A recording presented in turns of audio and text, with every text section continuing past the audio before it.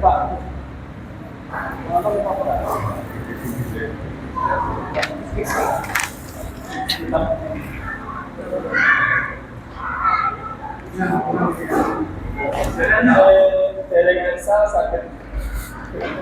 tes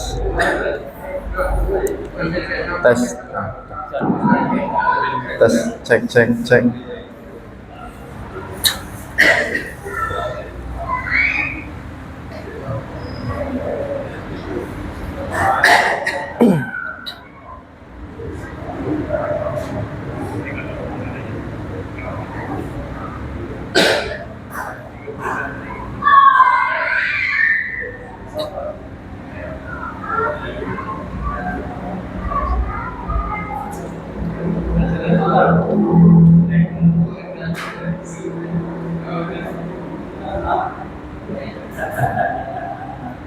Kita mulai sih, Pak ya. Kita mulai. Ya, saya buka terlebih dahulu. Bismillah. Assalamualaikum warahmatullahi wabarakatuh.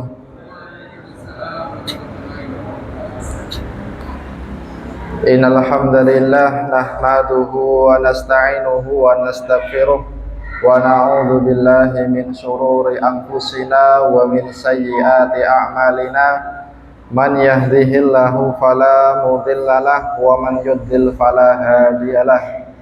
Asyhadu an la ilaha illallah wahdahu la syarikalah wa asyhadu anna Muhammadan abduhu la nabiyya ba'dah. Allahumma la sahla illa ma ja'altahu sahla wa anta taj'alul hazana in syi'ta sahla. Jamaah, bapak-bapak, ibu-ibu yang dirahmati Allah Subhanahu wa taala, alhamdulillah pada malam hari ini Allah Subhanahu wa taala masih mengizinkan kita, memberikan kita banyak nikmat sehingga kita bisa berkumpul kembali di dalam Masjid At-Taqwa ini dalam rangka thalabul ilmi. Salawat dan salam tak lupa kita curahkan kepada suri tauladan kita Nabiullah Muhammad sallallahu alaihi wasallam beserta para sahabat, para tabi'in, tabi'ut tabi'in serta orang-orang yang sikoh meniti ajaran beliau hingga yaumul qiyamah kala amin ya rabbal alamin. Bapak-bapak, ibu-ibu yang dirahmati Allah Subhanahu wa taala, ya, sekarang ya pada kesempatan kali ini ya kesempatan kita mengkaji kitab Nasaihul Ibad, dan alhamdulillah ya pada kesempatan hari ini ya kita sudah ada ya buku pegangan beberapa ya, yang kemarin-kemarin mungkin sebatas mendengar ya, dan ini kitab kuning sih bapak-bapak, ibu-ibu, dan ini kitab kuning ya, identik seperti orang-orang salaf, bahkan di kalangan Nahdliyin, saudara-saudara kita Nahdliyin sangat kental lah dikaji kitab-kitab seperti ini. Sekali lagi, nah ini kitab tulisannya ulama asli Indonesia, Imam An-Nawawi Al-Bantani. Mungkin kalau masih muda-muda masih kelihatan tulisannya aja. Kelihatan betul Pak tulisannya Pak Riwa. Rati lembut-lembut ya.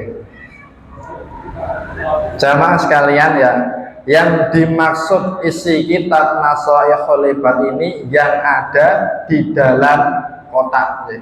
Yang ada di dalam kotak.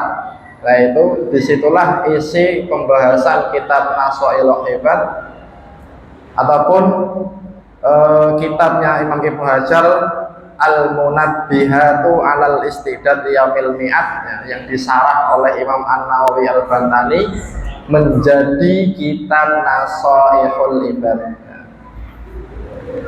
Baik, pada pertemuan kali ini Bapak, Ibu-ibu ya, kemarin kita sudah membahas hadis yang pertama yang mana Imam Nawawi Al-Bantani niku mengharapkan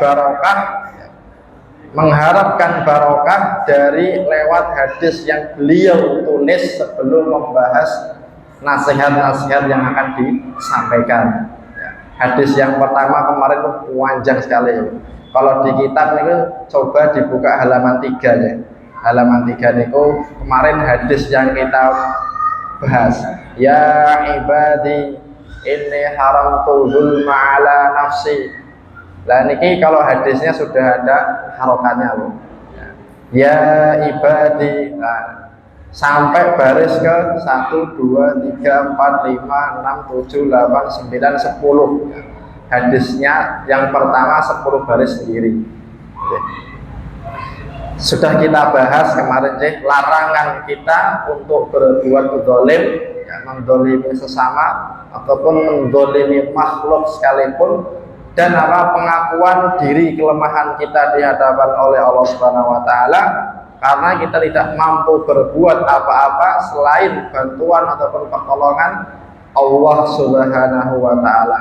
Serta setiap amal itu akan kembali pada diri kita masing-masing. Ya, kalau kita berbuat baik mendapatkan kebaikan, falyahmadillah. Ya, kita hendaknya bersyukur kepada Allah Subhanahu wa taala, dan sebaliknya kalau kita mendapatkan keburukan pada diri kita, ya, fala talumanna illa nafsan, maka tidak lain dan tidak bukan kita hanya mencela diri kita sendiri.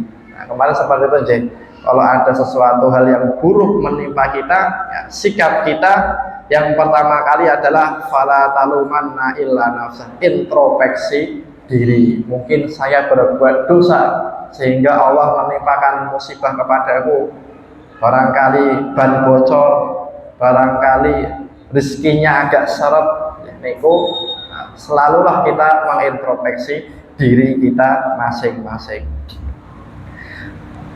Baik, kita lanjutkan sedikit, kita lagi membahas hadis yang kedua. Ini di baris ke hadis baris yang ke-13 dari atas. Baris yang ke-13 dari atas. Halaman 3 deh.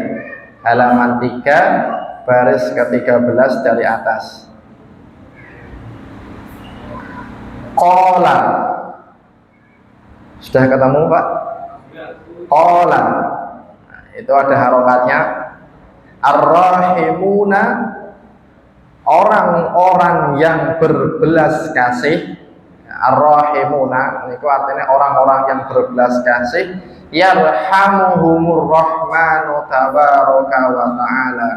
Yarhamu, ya, akan menghormati, arhum kepada orang-orang yang berbelas kasih, ya. Ar-Rahman yaitu Allah yang Maha Pengasih, ya. Maka dalam hadis ini saya ulangi, ar-rahimuna yarhamuhumur rahmanu tabaraka wa ta'ala. Ar-rahimun, orang-orang yang berbelas kasih akan mendapatkan belas kasihnya Allah Subhanahu wa taala.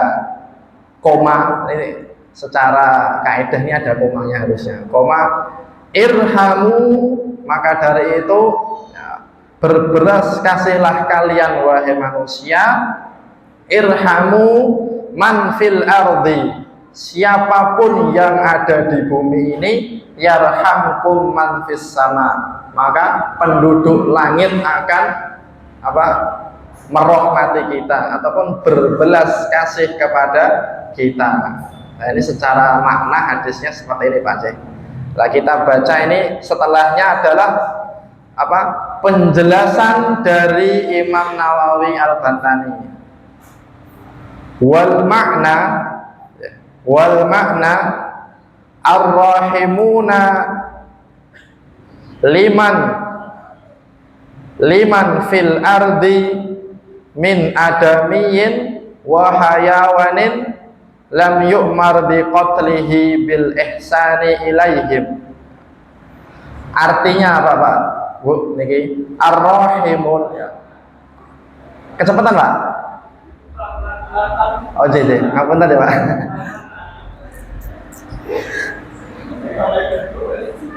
Tapi ini baris yang wal makna ketemu je, Pak. Ketemu je ya.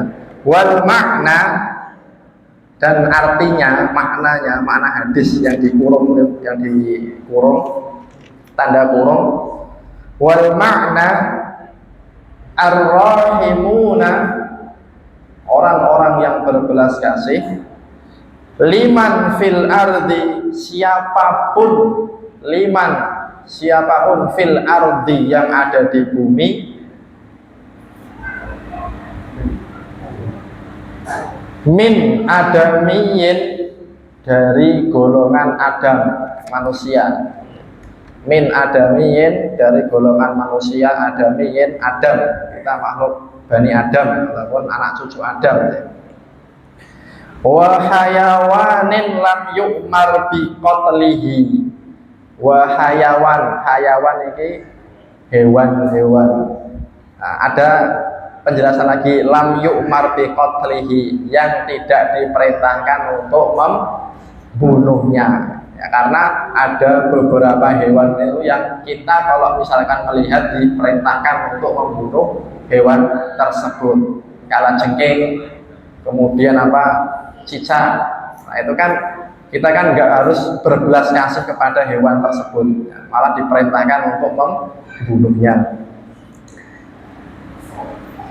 Yuhsinur Rahman ilaihim, ya, maka ketika Ar-Rahim, kita berbelas kasih kepada seluruh yang ada di bumi ini, dari manusia maupun hewan, maka kita akan mendapatkan belas kasihannya Allah Subhanahu wa Ta'ala.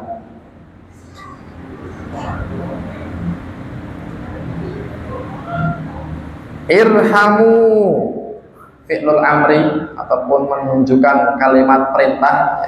Irhamu, maka rahmatilah ataupun berbelas kasihlah, man tastati'una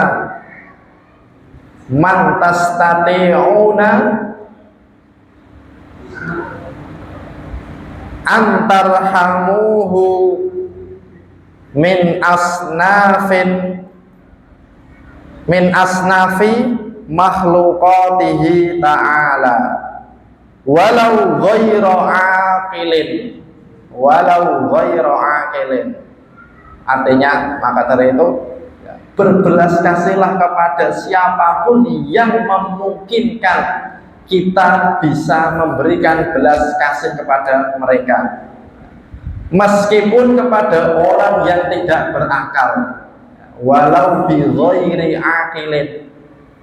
Jadi kita kepada orang yang tidak berakal pun tidak boleh kita cuek, bahkan sampai menyakitinya, mengejeknya. Orang gila misalkan, orang gila kita hina, itu bukan haram. Islam menganjurkan meskipun kepada orang yang orang yang tidak berakal pun, kita harus tetap untuk senantiasa berbelas kasih kepada mereka. Bisyafaqati alaihim, dengan kasih sayang alaihim kepada mereka, wa du'aikum lahum birrahmah wal maghfirati yarhamkumul malaikah wa man rahmatuhu amatun li ahli sama'il ladzina hum aktsaru min ahlil ardi. Sebelumnya mungkin cukup diharokatin betul apa,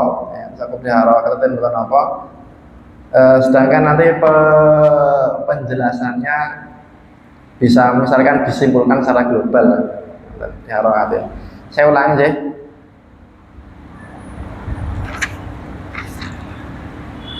bisafaqati alaihim wa du'aikum lahum birrahmati wal maghfirati yarhamkumul malaikah wa man rahmatuhu amatun li ahli sama'il ladzina hum aktsaru min ahlil ardi.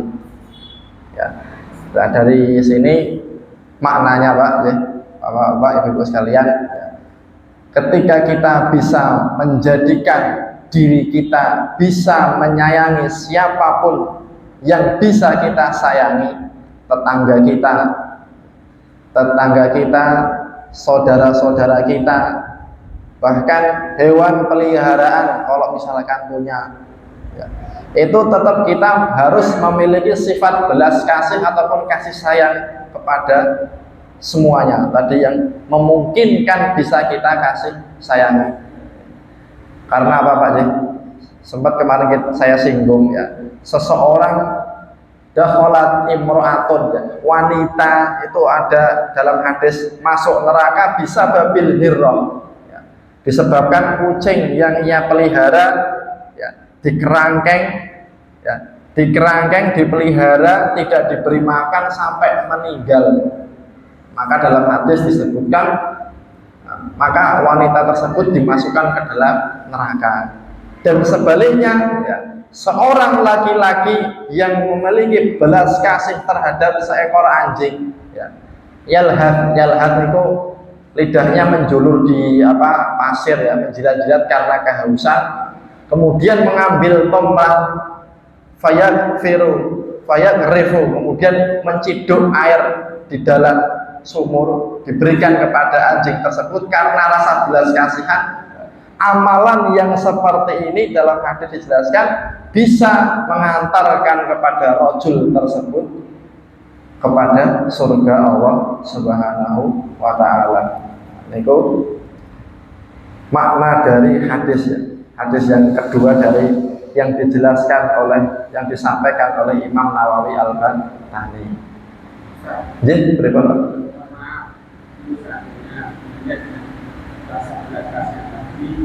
misalnya tikus itu kan hewan yang dihasilkan hidup. Kemudian kita melihat tikus itu misalnya ada dalam kolam, dia tidak bisa keluar dari kolam itu juga. Kira-kira sikap kita terhadap tikus itu tadi baik untuk dibebaskan dari kolam itu atau baik dulu? Kira-kira. Berarti tikus nih Pak. Ini kaitannya dengan hewan tikus. Niki hewan tikus niki diperintahkan dibunuh apa mboten Pak? Nah, dalam keterangan Imam Nawawi Al-Bantani mengecualikan. Jadi kita diminta untuk berbelas kasih kepada semua hewan lam yu'mar bi qatlihi, yang tidak diperintahkan untuk kita membunuhnya. Nah, seumpamanya ada hewan yang diperintahkan untuk dibunuh, ya afdolnya kita lebih baik membunuhnya. Ya, jadi sifat kasih sayang yang dimaksud dianjurkan dalam hadis ini, Pak, niku kepada hewan-hewan yang tidak diperintahkan untuk membunuh. Misalkan ada kalajengking, kalajengking. Dan ini kan termasuk juga hewan yang diperintahkan untuk dibunuh. Ya, ketika kita lihat langsung kita eksekusi. Karena juga salah satunya membahayakan. Ya. Kalajengking kan ada racunnya, sih Pak. Ya. Ada racunnya. Ada misalnya yang bisa menyebabkan madorot bagi diri kita. Begitu juga tikus misalkan. Salah satunya juga hewan yang menjijikkan, juga ada perintah untuk membunuh, dan juga banyak mengganggu manusia lah pokoknya sih. Nah maka dari ini ya, dalam hadis ini termasuk bukan perintah untuk berbelas kasih kepada hewan tersebut. Ketika ada perintah membunuh, utamakan perintah yang disabdakan oleh Nabi. Ngerti ya Pak? Tikus nih tikus.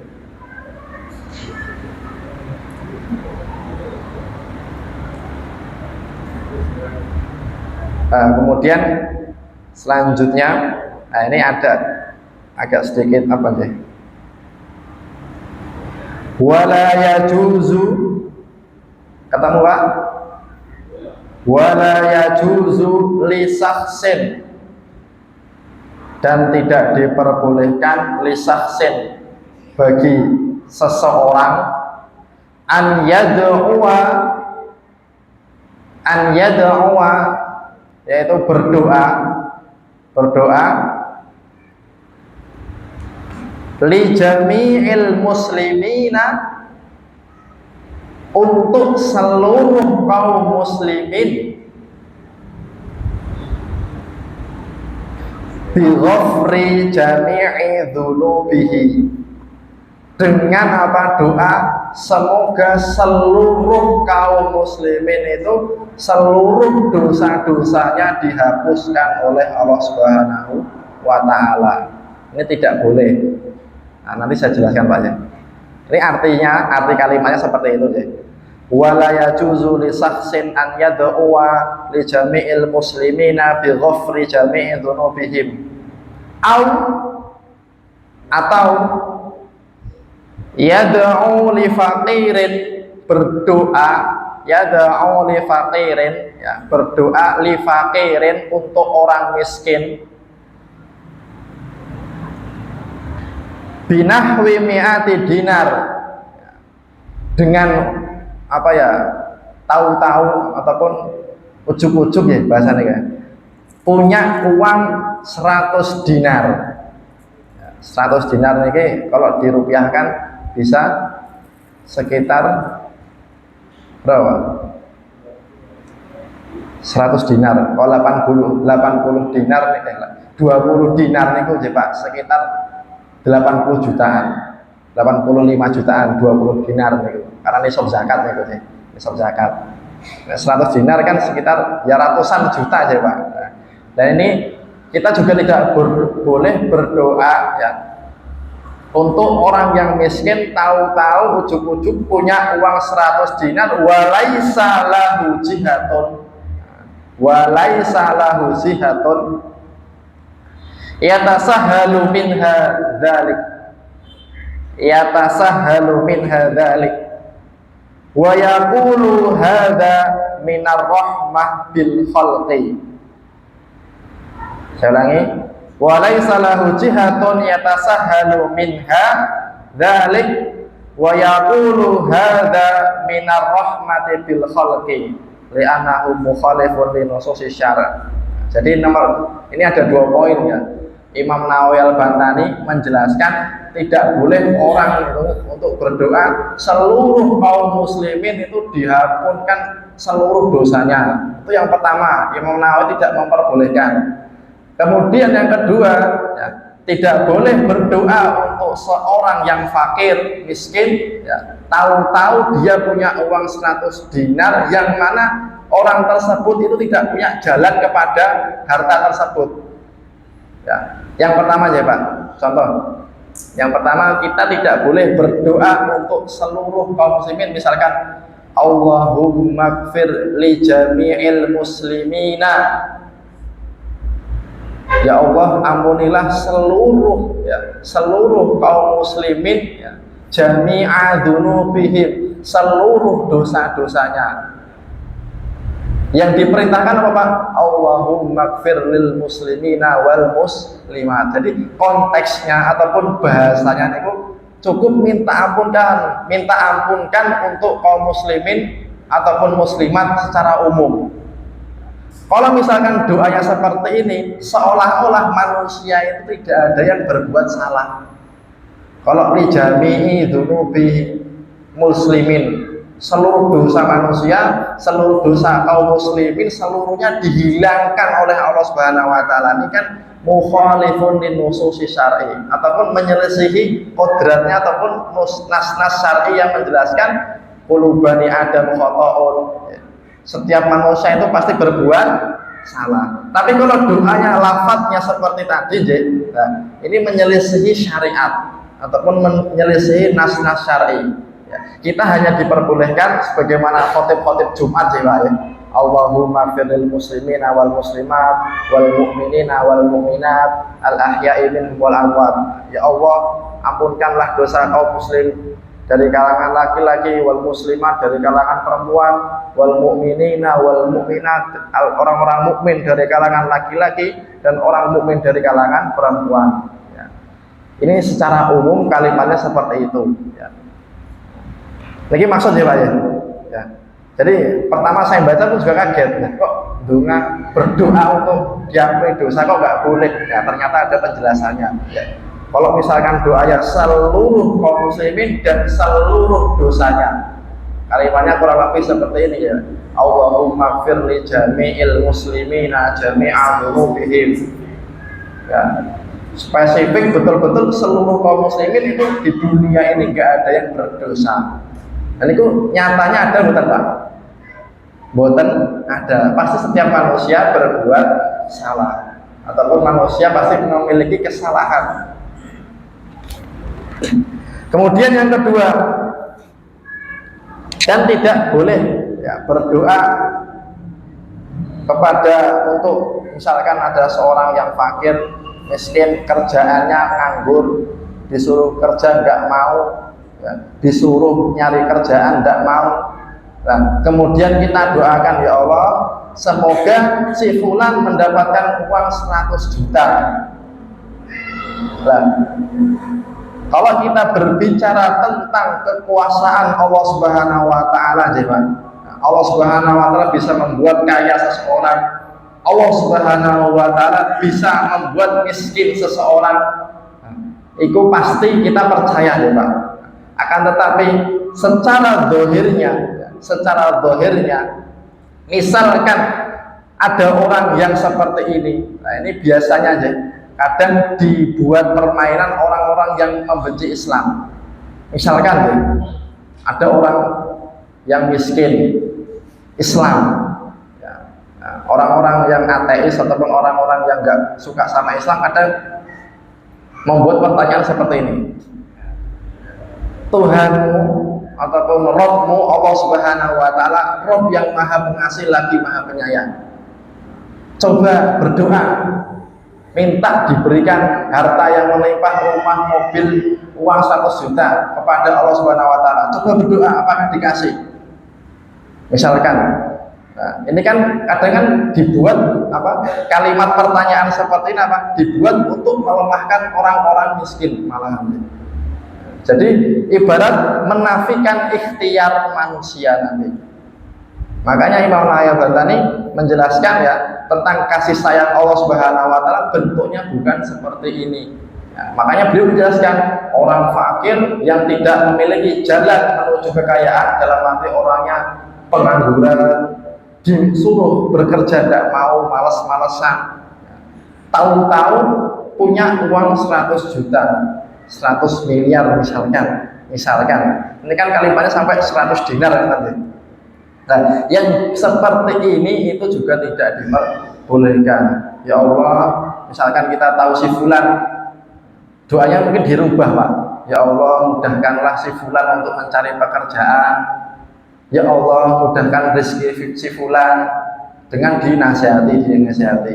Jadi ketika seperti ini adalah doa yang diperbolehkan, sehingga tidak menyelisihi nas-nas syar'i. Bisa dipahami Pak ya? Jadi dua larangan tadi yang disampaikan Imam Nawawi Al-Bantani ini kaitannya dengan sifat rahmahnya Allah ya.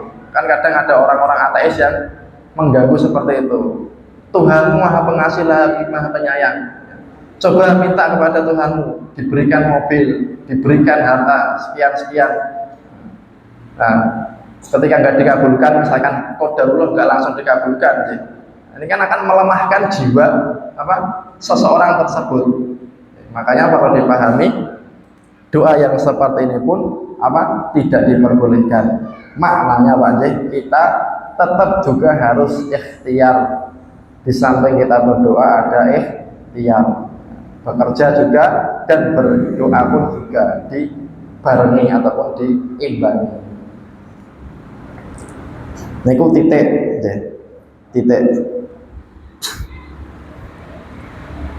Kita lanjut Pak. Ru'iyah. Sampun ketahu Pak? Ru'iyah Al-Ghazali. Ru'iyah Al-Ghazali. Ketemu Pak? Ru'iyah ini diperlihatkan dalam mimpi. Al-Ghazali, Imam Al-Ghazali fin naumi, di dalam tidurnya. Faqila lahu, maka dikatakan kepada Imam Al-Ghazali, ma fa'alallahu bika, apa yang telah diperbuat Allah kepadamu. Nah, ini ceritanya Imam Al-Ghazali sudah wafat. Nah, Kemudian ada seseorang yang bermimpi, ya, bermimpi ketemu Imam Al-Ghazali. Ya. Ketika itu seorang tersebut bertanya kepada Imam Al-Ghazali, apa yang lakukan ataupun diperbuat Allah Subhanahu wa taala kepadamu? Faqala auqafani baina yadayhi. Auqafani, telah memberhentikan nih kepadaku, ya, Allah Subhanahu wa taala. Maksudnya gini, Imam Al-Ghazali itu dihadapkan kepada Allah Subhanahu wa taala.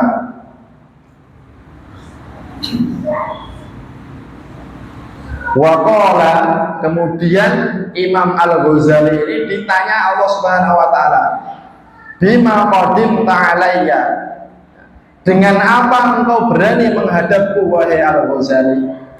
Ya. Bima qadimta alayya, dengan apa engkau berani menghadap kepadaku wahai Al-Ghazali?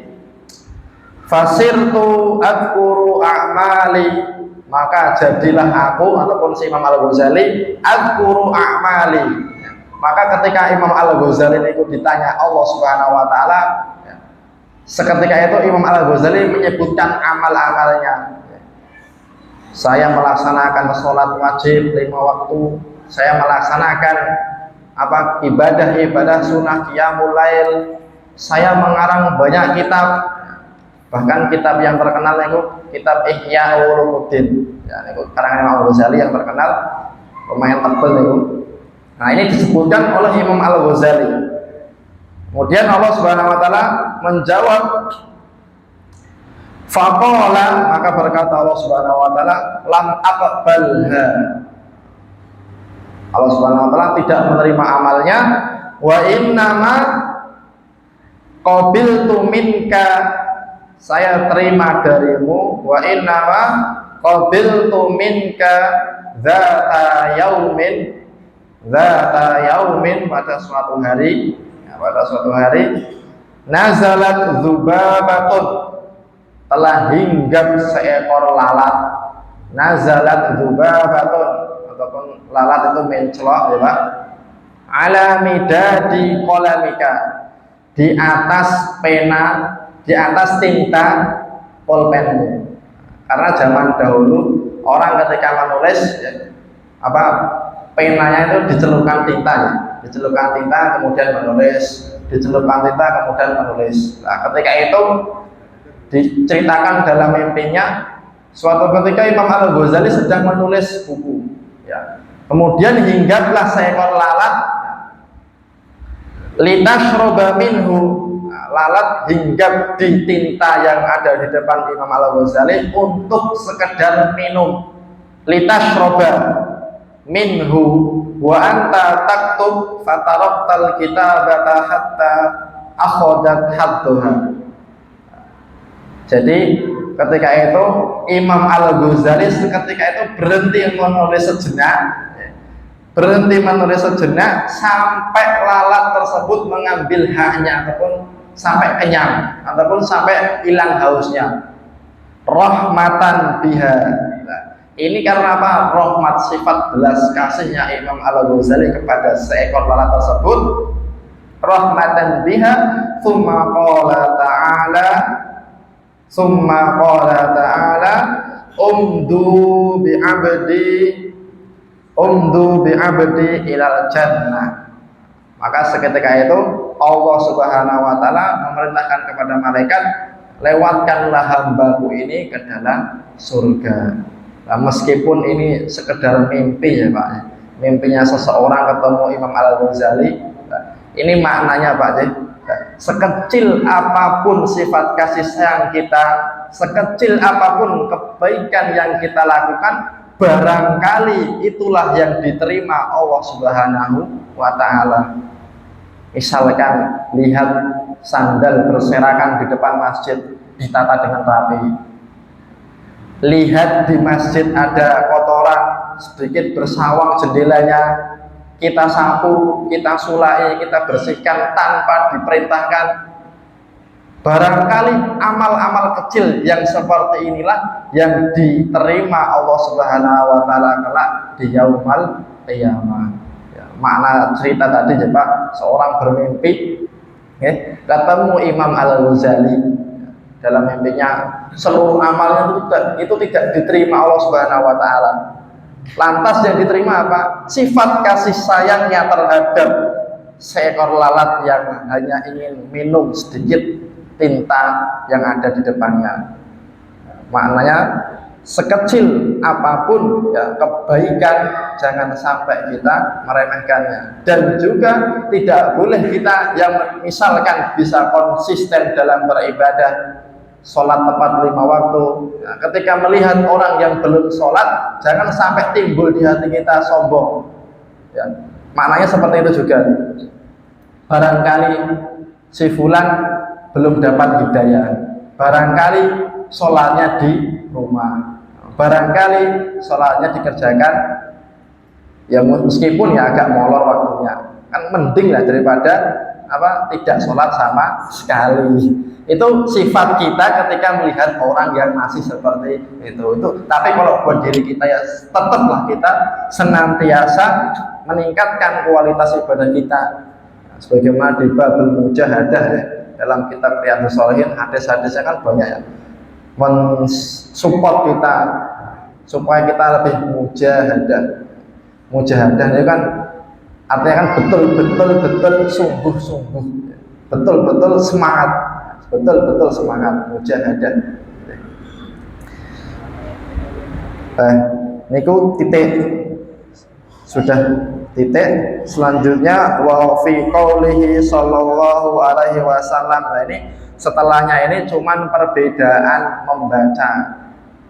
Kalau dulu yang pernah nyantri ya Pak niku ada istilah pelajaran nahwu sorof. Persa mboten Pak? Nahwu sorof. Nonton nggih? Fa'alu niku apa? Sorofnya. Kemudian rofa, nasab, jer, jazm, itu kan ilmu nahwu. Ini penjelasan nih, setelahnya ini cuman perbedaan cara membaca, tapi juga beda maknanya nanti. Ada dulu. Ini di jeda dulu untuk azan, barangkali yang memiliki hajat ke belakang bisa ditunaikan terlebih dahulu.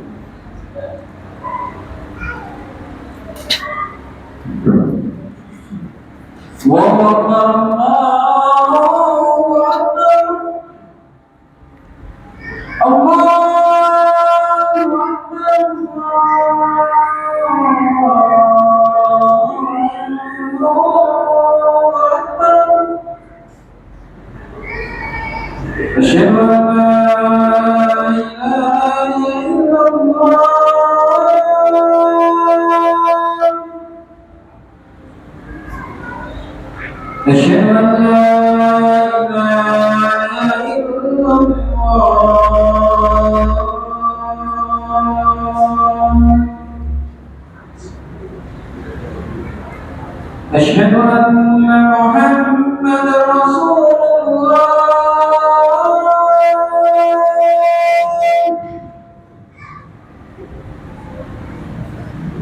أشهد أن محمد رسول الله.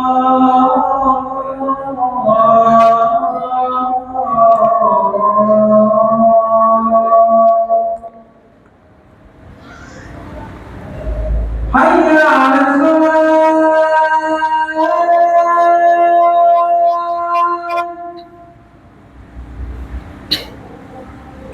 حي على الصلاة.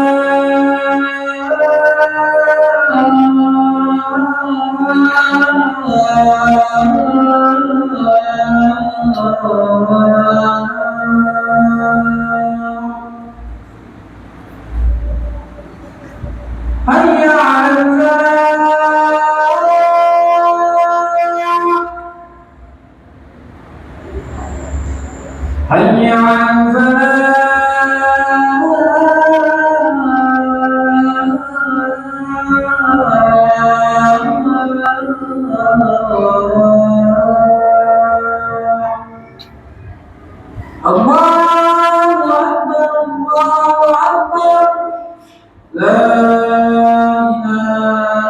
illallah.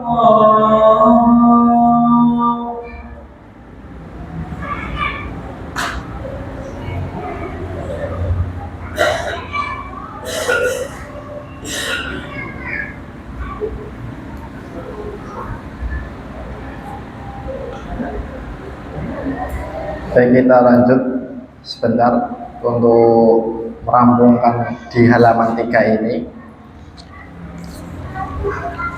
Ini kaidah membaca saja ya Pak. Kaidah membaca ini ada perbedaan.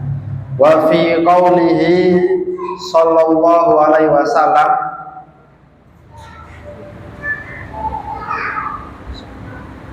baris 9 dari bawah, yarhamkum riwayatani ya.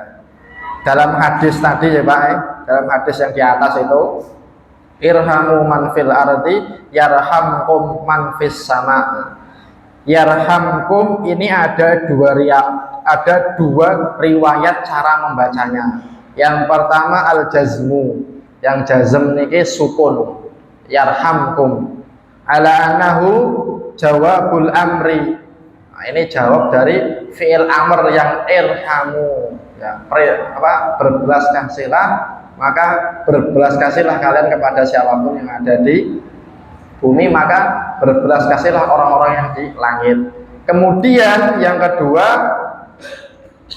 warrafu dibaca doma. Jadi yarhamukum man fis sama ya. Yarhamukum man fis sama ala annahu jumlatun du'aiyatun. Ala annahu jumlatun du'aiyatun. Kalau kita bacanya itu pakai doma, yarhamukum man fis sama, semoga. Dan ini artinya jumlah du'aiyah ya, yang artinya semoga. Nah, dari sini ya menurut penulis kitab ya, yang dianjurkan ataupun yang lebih aula itu dibaca rofa ataupun pakai domah, li'annahu du'aul, karena itu adalah doanya Nabi Muhammad Shallallahu Alaihi Wasallam, dan doa Nabi Muhammad itu tidak ditolak ataupun terijabahi. Titik ya Pak, titik. Wa min asbabi husnil khatimati, wa min asbabil husnil khatimati, dan di antara sebab-sebab husnul khatimah al muwadzabatu ya, kita melazimi ataupun rutin ya, rutin al muwadzabah, rutin ala hadza doa, terhadap doa yang akan disebutkan setelah ini ya. Doanya berbunyi, Allahumma akrim hadhil ummatal muhammadiyah bijamili awaidika fid darain ikraman liman ja'altaha min ummati sallallahu alaihi wasallam ya. Beliau menjelaskan ataupun menyebutkan di antara sebab-sebabnya husnul khotimah ya, kita dianjurkan untuk melazimi doa tersebut. Allahumma akrim hadhil ummata muhammadiyata bijamili awaidika fid daraini ikraman liman ja'altaha min ummatihi sallallahu alaihi wasallam. Panjang Pak ya? Panjang apa pendek Pak? Allahumma akrim hadhil ummata muhammadiyata bijamili awaidika fid daraini ikraman liman ja'altaha min ummati sallallahu alaihi wasallam. Artinya ya Pak, Allahumma ya Allah akrim hadhil ummah, muliakanlah umat ini, umat Muhammadiyah, umat Muhammad ini bijamili awaidika, dengan sebaik-baik pemberianmu, sebaik-baik karuniamu ya, fid daraini, di dunia maupun di akhirat, ikraman liman ja'altaha min ummatihi sallallahu alaihi wasallam, sebagai bentuk pemuliaan atas umat-umatmu. Nah, ini kalau kita mau melazimi doa ini ya Pak, insya Allah bisa menyebabkan husnul khotimah. Karena maknanya apa Pak? Kita minta belas kasih Allah Subhanahu wa taala dan minta kepada Allah Subhanahu wa taala supaya kita senantiasa diberikan sifat belas kasihan kepada sesama manusia. Ini kalau yang ada kitabnya bisa dihafalkan, ya, dilazimi. Insya Allah kalau dilazimi terus ya Pak, bisa menyebabkan ataupun menghantarkan kita kepada husnul khotimah. Kemudian doa lagi ini dilakukan di antara sunnah qobliyah fajar sampai menjelang subuh. Ini mungkin panjang, saya bacakan saja.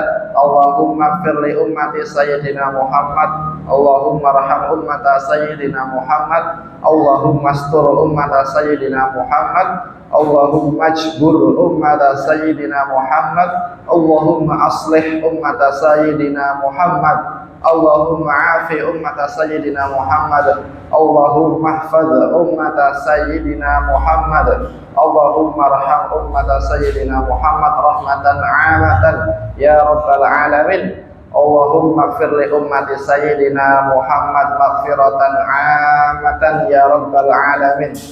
Allahumma farrij an ummati sayyidina Muhammad farajan 'ajilan ya rabbal alamin.